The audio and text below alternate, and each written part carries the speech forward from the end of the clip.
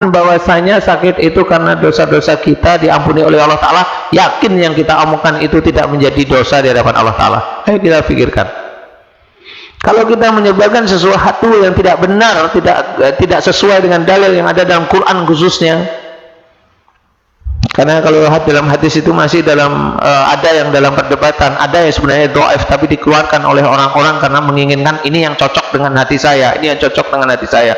Kalau Quran enggak ada cocok dan tidak cocok. Quran itu sudah satu, kalau disebutkan oleh Allah Ta'ala sami'na wa ata'na, sudah titik. Sudah dijelaskan seperti itu, maka sami'na wa ata'na.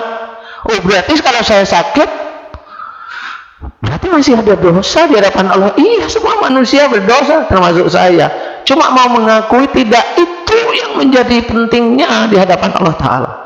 Pada waktu kita itu mau mengakui kesalahan kita kepada Allah Ta'ala karena perbuatan kita melenceng dari firman-firman Allah Ta'ala, Allah suka. Kemudian kita memohon ampun kepada Allah Ta'ala, Allah suka, karena itu wujud takwa. Mohon ampun itu ketakwaan, karena Allah menyuruh loh, mohon ampun, tobat itu Allah menyuruh. Kalau kita itu melakukan, itu takwa. Kalau Allah menyuruh kita itu lintalahum, lemah lembutlah kamu kepada mereka, kita lemah lembut kepada siapapun karena Allah Ta'ala, itu takwa. Kalau Allah menyuruh maafkan dia, kita kemudian memaafkan seseorang karena ingat ayat-ayat Allah Ta'ala, fa'fu anhum, saya disuruh memaafkan oleh Allah Ta'ala, itu takwa. Dan yang tidak memaafkan, ya itu dosa. Itu yang namanya berpaling, itu ya begitu. Kalau berpaling, ya dia nanti akan masuk neraka, pasti. Jangan dianggap remeh dalam Quran. Jadi inilah peringatan-peringatan Allah Ta'ala yang harus kita ketahui, kita sadari di sini. Oh iya, masih banyak kesalahan. Jangan bersikap kasar. Enggak usah kasar, lemah lembut aja. Apanya susah? Hatinya keras dinasihatin susah, itu kan hatinya keras. Ngapain dinasihatin kok susah? Terima aja. Insya Allah itu yang akan menjadikan kita itu nanti selamat dunia dan akhirat, insya Allah. Amin. Jadi doa itu juga berhubungan. Jadi enggak cuma hanya doa dia kita mohon diberi kebahagiaan dunia dan akhirat, enggak, kita cari sumber untuk kita berdoa seperti itu, harus kita cari. Berarti kita harus nurut perintah Allah Ta'ala. Apa aja yang dikatakan oleh Allah Ta'ala. Allah menyuruh musyawarah, musyawarah. Allah menyuruh jangan dendam, jangan dendam. Allah menyuruh jangan suudon, jangan suudon. Itu takwa. Dan takwa itu sulit. Orang bisa sholat tapi dia tidak bisa memaafkan orang lain. Iya, sholatnya takwa tapi dia tidak bisa memaafkan orang lain. Enggak takwa itu. Kalau dia enggak, saya 7 turunan enggak mau memaafkan dia, itu dosa. Jadi jangan dianggap itu main-main. Jadi yang film sinetron atau siapapun orang yang ini ngomong seperti itu, dosa dia. Dosa beneran, nggak boleh kita. Jadi kalau orang minta maaf, ya kita maafkan. Ya sudah. Nah, inilah yang harus kita ketahui. Bahwasanya permohonan ampun kepada Allah Ta'ala itu penting. Kita berlemah lembut kepada kepada orang lain itu juga penting, itu takwa. Kemudian kita mendoakan orang lain itu juga takwa. Kemudian apalagi banyak hal yang harus kita ketahui, banyak hal yang kita tidak sadar bahwasanya banyak sesuatu yang sering kita kerjakan itu salah di hadapan Allah Ta'ala. Salah satu hal yang contoh yang salah yang di saudara-saudara kita yang muslim, mudah-mudahan kita tidak ya, amin ya. Saya hanya memberikan gambaran, kita coba lihat.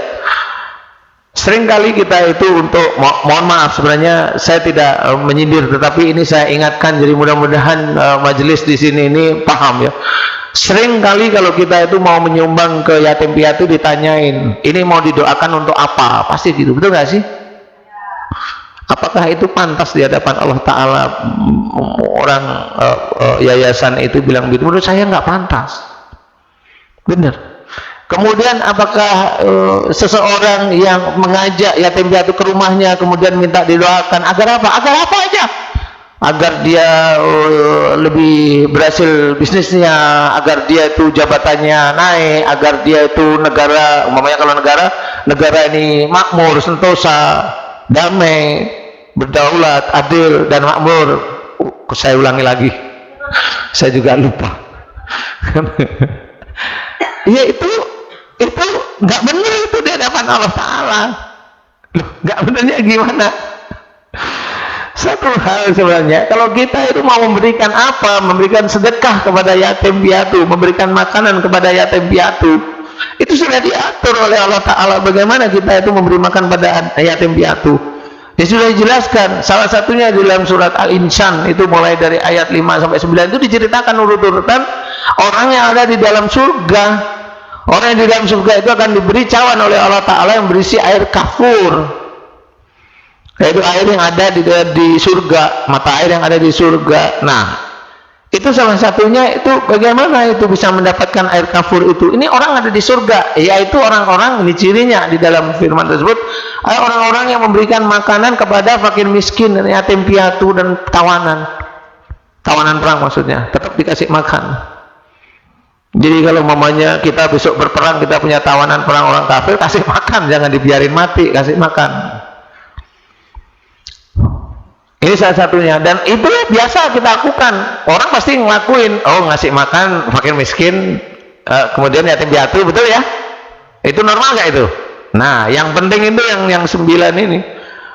Yang penting adalah pada waktu dia memberikan makanan kepada fakir miskin, kepada yatim piatu, kepada tawanan, dan kepada siapapun yang diberhak. Ini saya tambahin sendiri ya. Orang ini berkata, dan aku hanya mencari ridha Allah. Jelas sekali itu. Dan aku tidak minta balasan apapun termasuk terima kasih darimu. Itu ciri orang yang nanti penghuni surga. Salah satunya kalau memberi makanannya seperti itu. Kalau mamanya kita kembalikan kepada apa yang terjadi di sekitar kita, seseorang menginginkan yatim piatu diundang makan, dikasih amplop, kemudian minta didoakan agar apa? Agar berhasil. Agar apa? Cocok nggak dengan ayat ini? Nah, sekarang saya tanya, cocok nggak? Ini dalil dari Quran. Nggak cocok. Nah, kalau nggak cocok itu dosa nggak? Silahkan aja dikerjain. Nah, kalau saya gitu, silahkan kerjain. Nanti dia akan tahunya di akhirat. Dia mengerjakan sesuatu yang salah, dan itu momennya diekspos di TV, di ini. Lu salah, diekspos. Ya sudah, nggak apa-apa. Kalau memang dia menyebarkan sesuatu yang salah, saling membantu sesuatu yang salah, sama yang ngerjain masuk neraka nantinya, yang nyebarin sama juga. Nah, ini sesuatu yang salah sebenarnya. Nah, sebenarnya yang diambil itu apa? Yang diambil salah satu hadis menceritakan bahwasanya salah satu loh ya, doa yang dikabulkan oleh Allah Ta'ala adalah doa anak yatim. Sudah benar itu. Itu sudah benar, tidak salah. Tetapi yang salah itu yang mau mempolitisir. Nah, akhirnya anak yatimnya begitu sendiri. Jadi didatengin, mau dibayar, mau mendoakan ini, mau, akhirnya apa? Doanya nggak ikhlas. Sekali ditanyain untuk apa, sudahlah ini untuk saudara-saudara saya yatim piatu. 2 kali ditanyain untuk apa, biar saya doain, nggak usah, saya ikhlas lillahi ta'ala untuk saudara saya yang yatim piatu. 3 kali, 4 kali, tiba-tiba nanti ada di luar, kita tidak tahu, ada anak yatim lihat, oh itu bapak itu, oh ibu itu kok sering dia menyumbang ya. Terus dia tanya, dia doa untuk apa sih kok nyumbangnya rajin? Kan biasa seperti itu tuh. Ditulis, Pak siapa tadi? Pak Edi. Wah, Pak Edi nih. Ini gimana? Wah, ini bacaan Qur'annya bagus nih. Gitu. Pak Edi, untuk apa? Dia lihat di catatannya, nggak ada untuk apa-apanya. Di situ anak yatim itu tergerak, dia mendoakan. Di itulah, pada waktu doa itulah, doa itu bisa mulai dijabah oleh Allah Ta'ala. Jadi bukan barang-barang seperti itu, bukan, itu Allah dibodohi itu namanya, enggak. Nah, inilah yang salah. Ini sudah tersampaikan di banyak lini, sehingga kita harus berpikir ini salah. Tetapi semuanya diam, ya sudah, saya aja yang ngomong, karena saya tetap melihat itu salah, nggak boleh seperti itu. Dalilnya udah salah, dipolitisir. Nah, kesalahan ini kalau terus dilakukan, setiap saat dilakukan terus, itu akhirnya menjamur, akhirnya suka mendatangkan anak yatim, kemudian suruh doa, percuma, buat apa? Dia sudah melakukan kesalahan di hadapan Allah Ta'ala. Kalau itu dianggap bahagia, biarin aja, dunia itu hanya permainan dan hanya sendagurau, betul nggak sih? Nanti kan intinya di akhirat, kalau memang itu dia menjalani akhirat, ya sudah,